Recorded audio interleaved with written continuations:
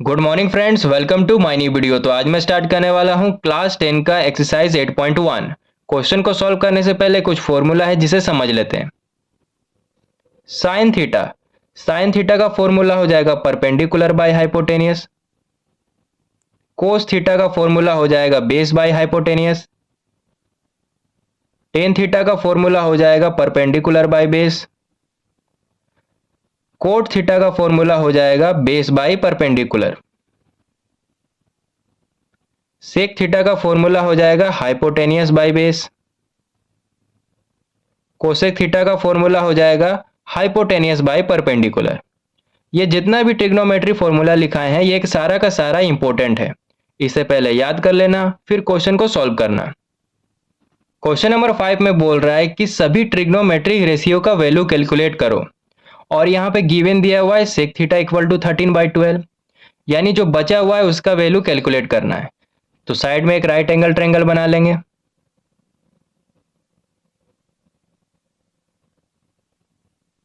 इस पॉइंट को ए मान लेंगे, इस पॉइंट को बी और इस पॉइंट को सी।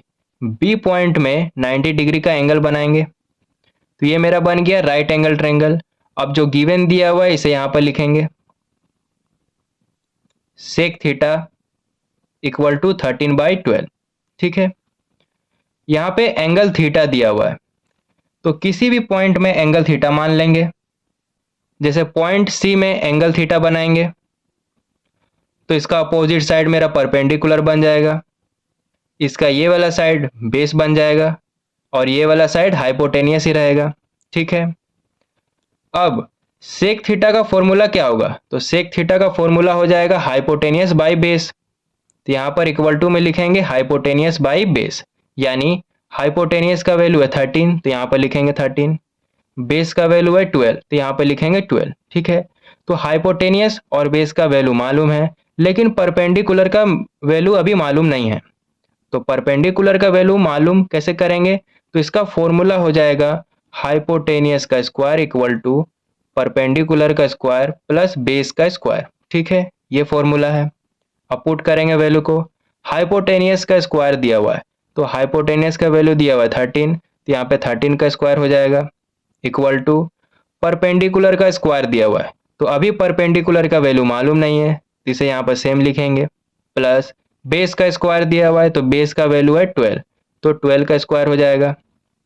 13 का स्क्वायर है तो 169 हो जाएगा इक्वल टू परपेंडिकुलर का स्क्वायर प्लस 12 का स्क्वायर हो जाएगा 144।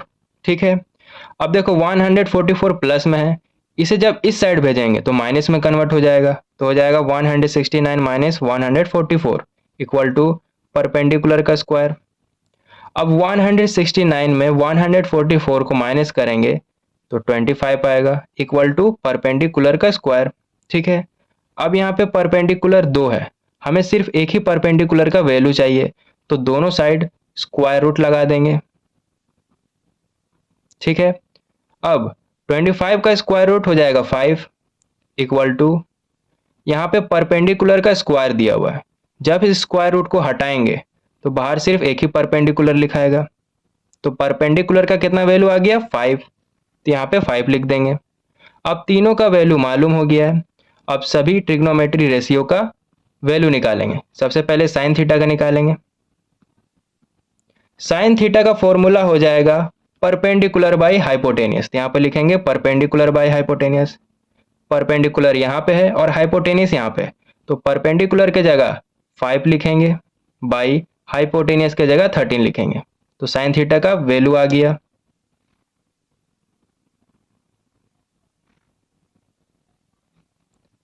अब कोस थीटा का वैल्यू निकालेंगे। कोस थीटा का फॉर्मूला हो जाएगा बेस बाई हाइपोटेनियस, तो यहाँ पे लिखेंगे बेस के जगह 12 लिखेंगे, बाई हाइपोटेनियस के जगह 13 लिखेंगे। कोस थीटा का भी वैल्यू आ गया।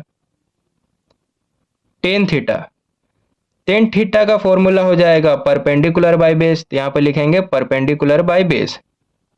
परपेंडिकुलर के जगह 5 लिखेंगे, बाई बेस के जगह 12 लिखेंगे, तो टेन थीटा का भी वैल्यू आ गया।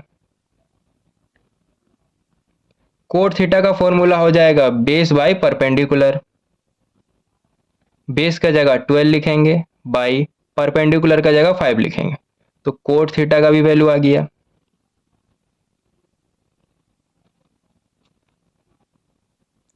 कोसेक थीटा, कोसेक थीटा का फॉर्मूला हो जाएगा हाइपोटेनियस बाय परपेंडिकुलर।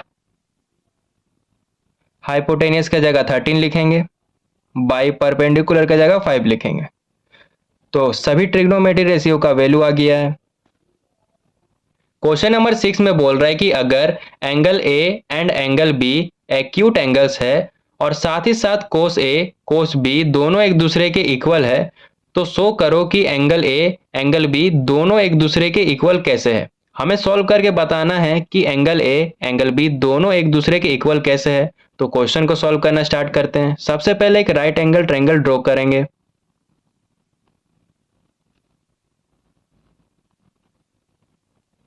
देखो इस पॉइंट पे 90 डिग्री का एंगल बनता है, तो यहाँ पे बना देंगे 90 डिग्री का एंगल। अब क्वेश्चन में हमें बोल रहा है कि angle A and angle B acute angle है। तो एक्यूट एंगल का मतलब क्या होता है? जो 90 डिग्री से कम एंगल बनाता हो उसे एक्यूट एंगल कहते हैं। तो यहाँ पे तो 90 डिग्री का एंगल बन रहा है, तो ये जो बचा हुआ पॉइंट है यहाँ पे 90 डिग्री से कम एंगल बनेगा। तो इस पॉइंट को ए मान लेंगे, इस पॉइंट को बी मान लेंगे और ये जो बचा हुआ है इसे सी मान लेंगे। ठीक है, तो ये मेरा बन गया राइट एंगल ट्रायंगल। तो यहाँ पर लिखेंगे draw triangle ABC where angle C equal to 90 degree. ठीक है, अब जो क्वेश्चन में गिवन दिया हुआ उसे यहाँ पर लिखेंगे। क्वेश्चन में क्या गिवन है? कोस ए कोस बी दोनों एक दूसरे के इक्वल है। यहाँ पर लिखेंगे given cos A equal to cos B. ठीक है, अब देखो यहाँ पे कोस ए दिया हुआ है और यहाँ पे कोस बी दिया हुआ है, तो एंगल के अकॉर्डिंग परपेंडिकुलर और बेस के साइड को सेट करेंगे। जैसे कि यहाँ पे एंगल ए दिया हुआ है, तो एंगल ए यहाँ पे है, एंगल का अपोजिट साइड परपेंडिकुलर बन जाएगा, एंगल का सेम साइड बेस बन जाएगा और ये वाला साइड हाइपोटेनियस ही रहेगा। ठीक है, कोस ए है, तो कोस थीटा का फॉर्मूला क्या हो जाएगा? यहाँ पर लिखते हैं कोस थीटा का फॉर्मूला हो जाएगा बेस बाई हाइपोटेनियस। बेस मेरा कौन है? बेस मेरा ये वाला साइड है, तो बेस की जगह AC भी लिख सकते हैं, तो यहाँ पर लिखेंगे AC बाई हाइपोटेनियस। हाइपोटेनियस यहाँ पे है, तो हाइपोटेनियस के जगह AB भी लिख सकते हैं, तो बाई में AB लिखेंगे इक्वल टू। अब यहाँ पे कोस B दिया हुआ है, फिर से एंगल के अकॉर्डिंग परपेंडिकुलर और बेस के साइड को सेट करेंगे। यहाँ पे एंगल B दिया हुआ है, तो इस एंगल को अभी हटा देते हैं, बेस को भी हटा देते हैं और परपेंडिकुलर को भी हटा देते हैं। एंगल बी यहाँ पे है, यहाँ पर एंगल बना दिए, एंगल का अपोजिट साइड परपेंडिकुलर बन जाएगा, एंगल का सेम साइड बेस बन जाएगा और ये वाला साइड हाइपोटेनियस ही रहेगा। ठीक है, कोस थीटा का फॉर्मूला हो जाएगा बेस बाय हाइपोटेनियस। तो बेस मेरा यहाँ पे है, तो बेस की जगह BC लिख सकते हैं, तो यहाँ पे BC लिखेंगे बाई हाइपोटेनियस यहाँ पे है, तो हाइपोटेनियस की जगह AB लिख सकते हैं, तो यहाँ पर लिखेंगे AB। अब देखो इस साइड भी AB है और इस साइड भी AB है डिनोमिनेटर में, तो ये कट जाएगा, जो बचा हुआ है यहाँ पे लिखेंगे AC इक्वल टू BC। ठीक है, AC ये वाला साइड है, BC ये वाला साइड है, यानी ये वाला साइड और ये वाला साइड इक्वल है। तो जब भी दो साइड इक्वल रहता है तो उसका जो अपोजिट में एंगल है वो भी इक्वल हो जाता है। फिर से बोलते हैं, ये वाला साइड और ये वाला साइड इक्वल है, तो जब भी दो साइड इक्वल होता है तो उसका जो अपोजिट में एंगल रहेगा वो भी इक्वल हो जाएगा। जैसे कि AC यहाँ पर है, तो इसका अपोजिट में कौन सा एंगल है? एंगल B, तो यहाँ पर एंगल B लिखेंगे इक्वल टू BC। BC यहाँ पे है, तो इस साइड का अपोजिट में जो एंगल है कौन सा एंगल है? एंगल A, तो एंगल A यहाँ पर लिख देंगे, यानी एंगल A इक्वल हो जाएगा एंगल B, और यही हमें क्वेश्चन में शो करने भी बोल रहा था, तो शो हो गया है। अब यहाँ पे साइड में लिखेंगे angles opposite to equal side in triangle are equal. Angle A angle B दोनों एक दूसरे के इक्वल क्यों हुए हैं वो यहाँ पे लिख दिए हैं। तो इसी तरह क्वेश्चन 6 सॉल्व हो गया है।